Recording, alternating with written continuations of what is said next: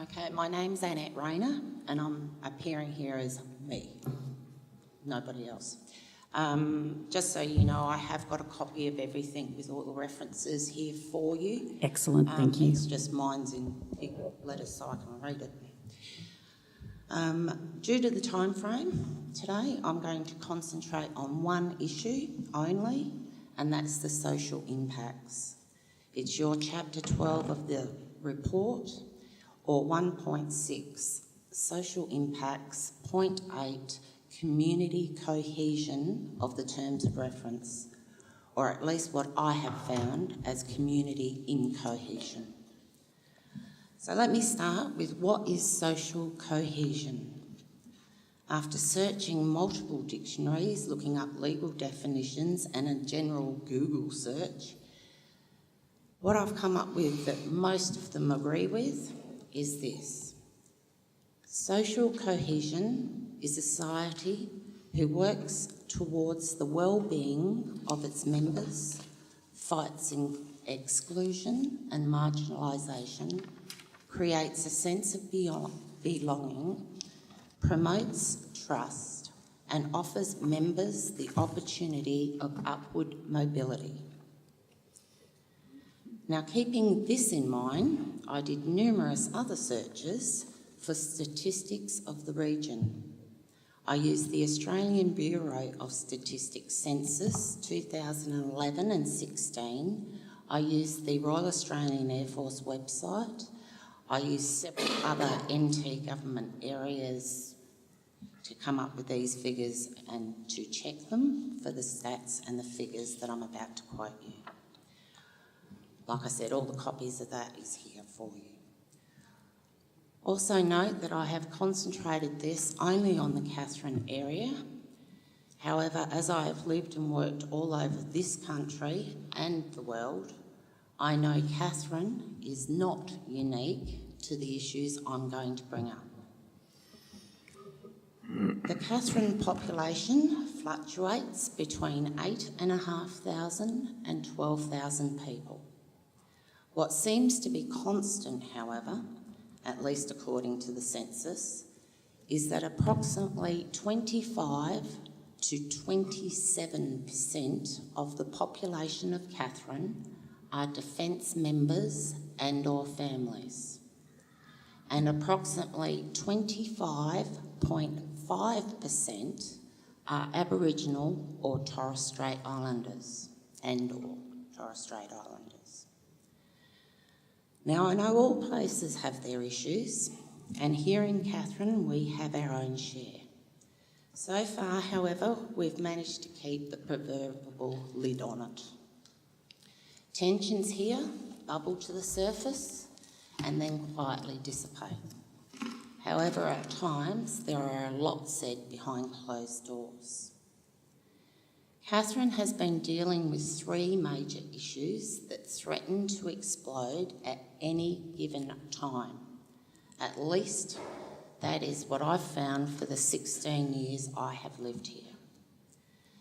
These 3 issues are not spoken about in public, but only behind closed doors. Of course, there are other issues spoken about freely. The first issue is the issue of the haves and the have-nots. Now, this is definitely not unique to Katherine, but can at times be very intrusive to life here. I'll give you one example of this. At a council meeting where people were stating they could not afford to pay a rate increase, and yes, it got quite heated at the time, people were already making decisions on what bills they could pay and what they'd have to give up for that week, fortnight or month. At this time, it was mentioned that $70,000 for a part-time position was not enough to live on and could not attract people to that position. There was also a comment that one person said that they earned double that. This was at a time when the average median income in Katherine was $53,500 per year for full-time work. That's at least according to the census. This is just one example of the haves not understanding the have-nots and the issues that that caused. The second issue is the black and white issue. This is a constant battle, at least behind closed doors, which bubbles just under the surface. This is one issue that I believe we will be looking at for some time, and the only reason it hasn't exploded yet is the fear of being branded a racist and or legal prosecution. But it is simmering just under the surface. The third issue is the defence versus civilian issue. Now, once again, this issue is huge and is on a constant bubble. There is a large amount spoken behind closed doors, and especially at the moment with the PFAS issue, it is truly simmering.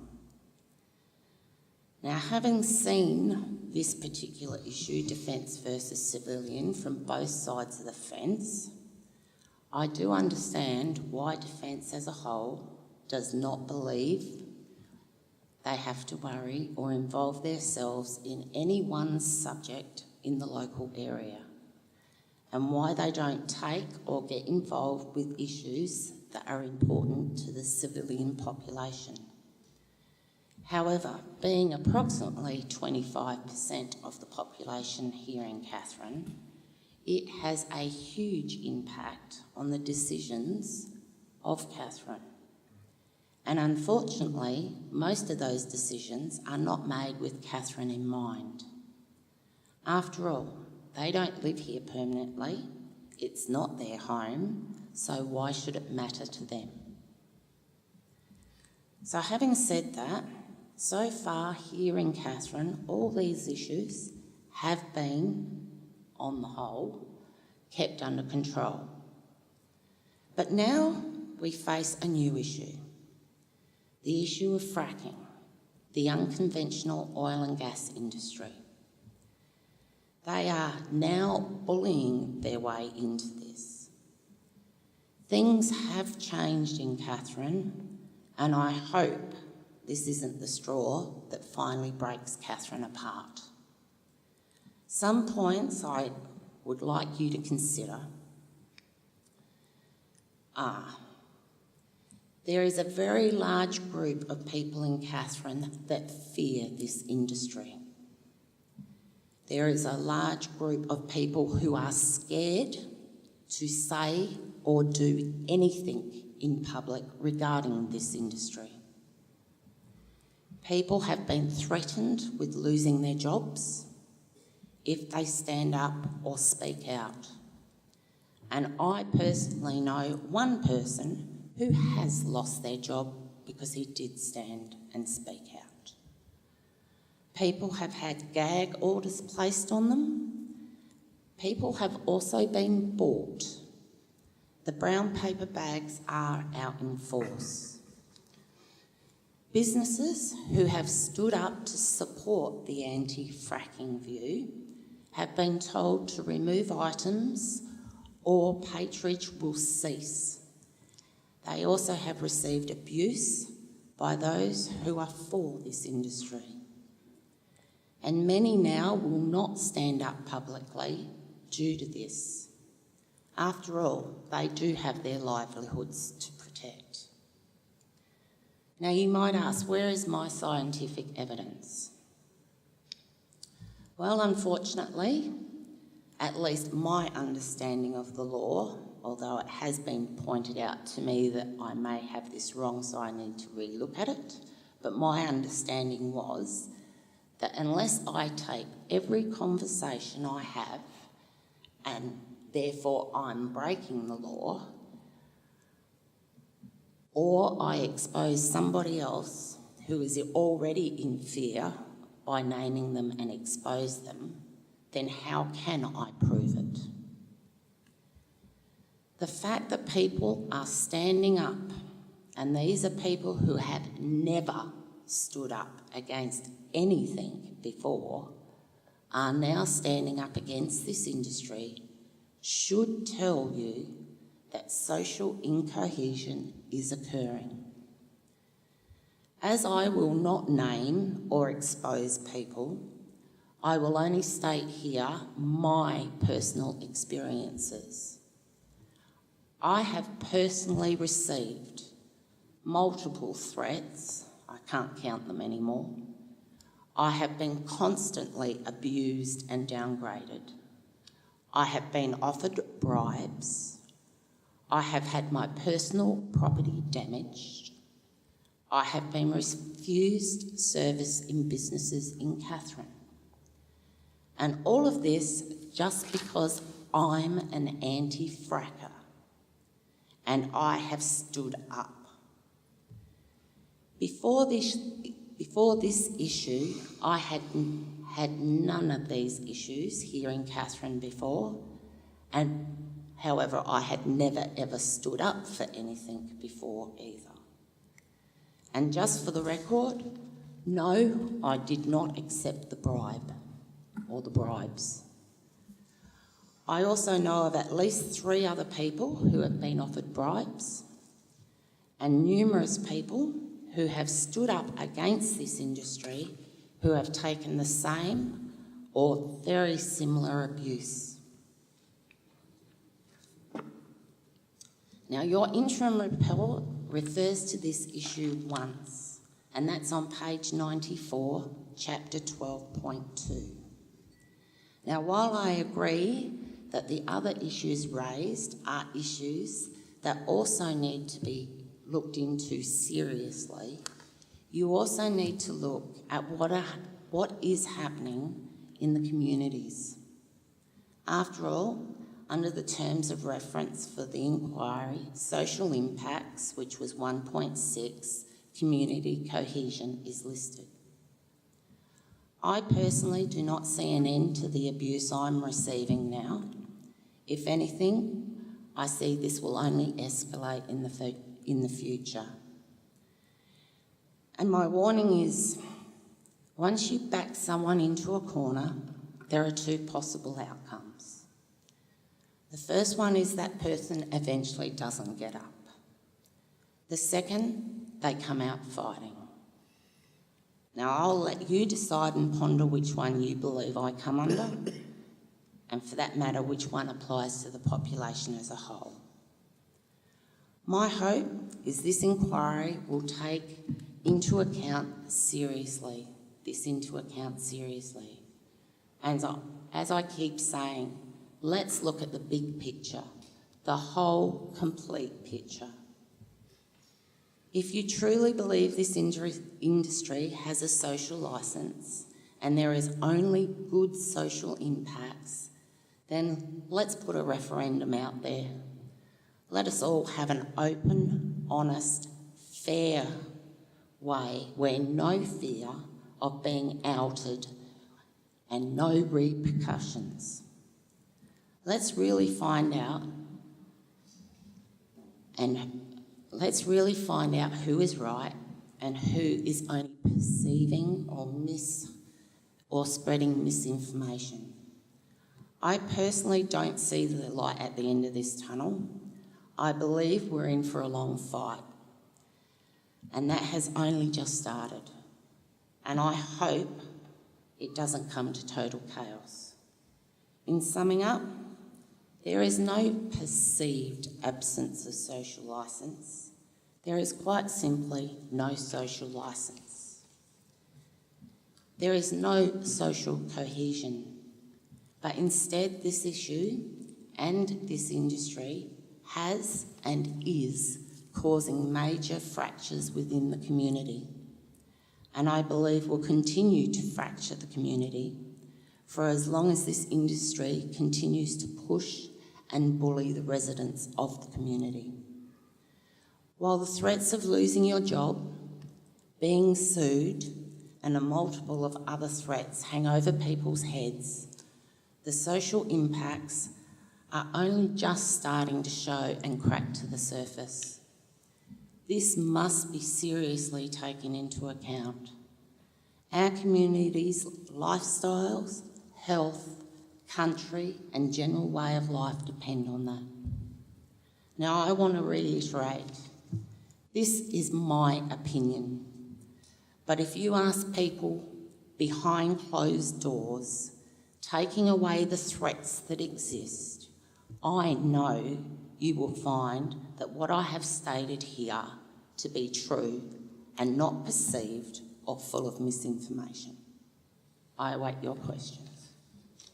Mr. Raynor, thank you very much for that first-hand account, and good on you for standing up and coming here today, and obviously that entails a degree of bravery on your part, given what you've told us about the threats and personal abuse. So I commend you for stepping up and coming here today. Thank you very much. Any questions? Yes, Professor Hart.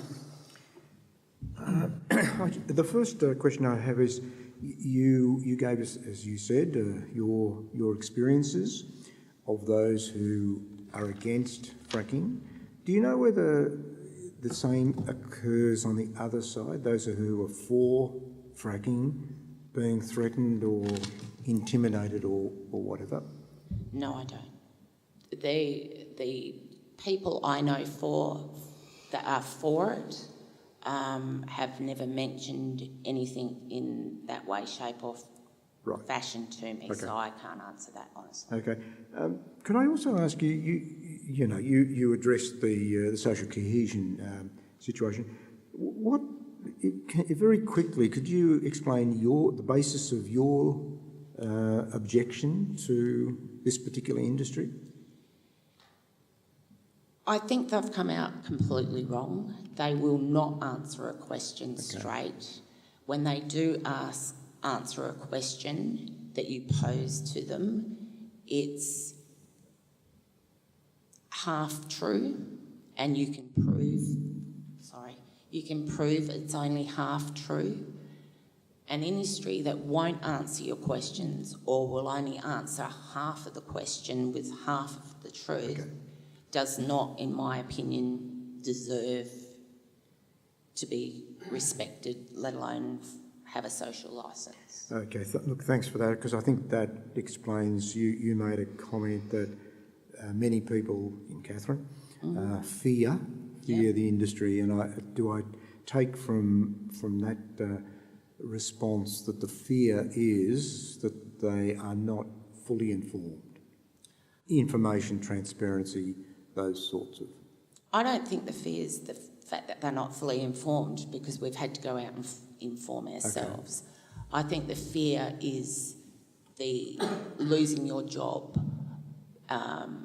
being pushed and gagged, being threatened.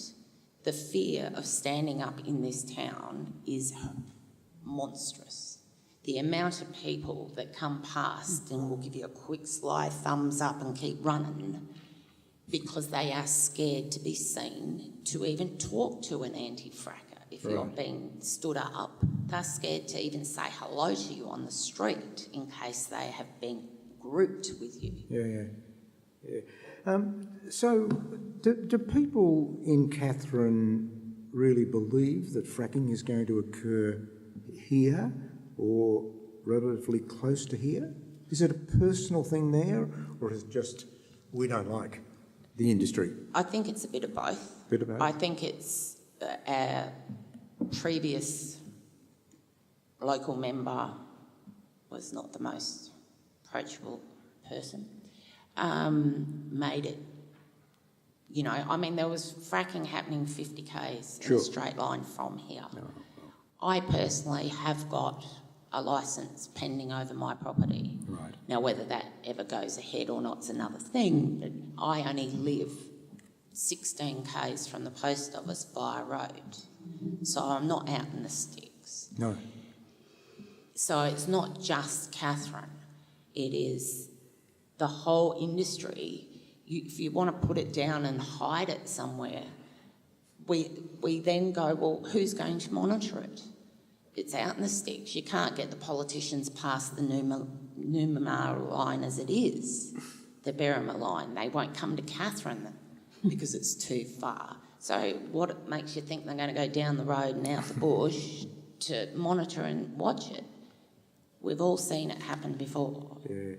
But you probably know that we have the capacity for recommending at least so-called no-go zones. The obvious ones would be national parks and the like. But what would you say if in fact we recommended a no-go zone some distance around Katherine? Would that assist the situation or not? I don't think it would stop the fear. Yep. Simply because, to me, that wouldn't solve the multiple of issues that I see with this industry. So it wouldn't stop me from being against this industry. Mm-hmm. So therefore, it's not taking away the fact that I'm still going to be abused because I have stood up and said I'm against it. Thank you. Thank you. Yes, Dr. Anderson.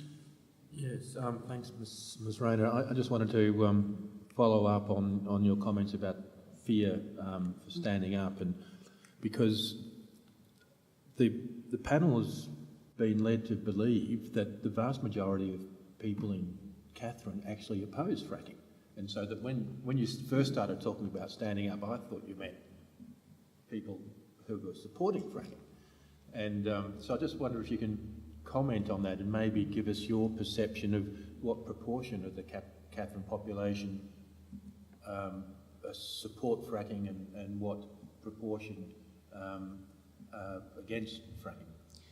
The only way I can personally state those figures is by what I have, the petitions I've collected and the march that we've been on and everything else.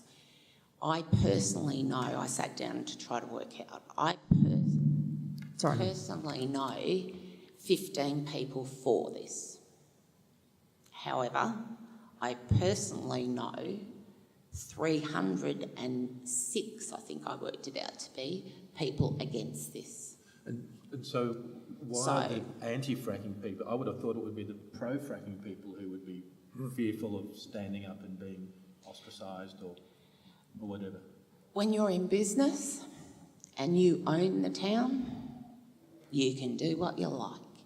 You've also got to remember that this town is employed, a large percentage of us are employed by the government as well.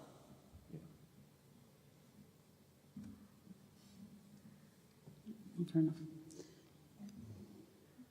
Well, thank you again very much for coming here today. You'll leave us with, if you could just give your copy of your paper to one of those two individuals at the back table, would be very grateful for that. But as I said, thank you again for coming here and speaking your mind. It's invaluable. That first-hand experience is really invaluable, and often we don't get it. Often we have people who purport to speak on behalf of other people.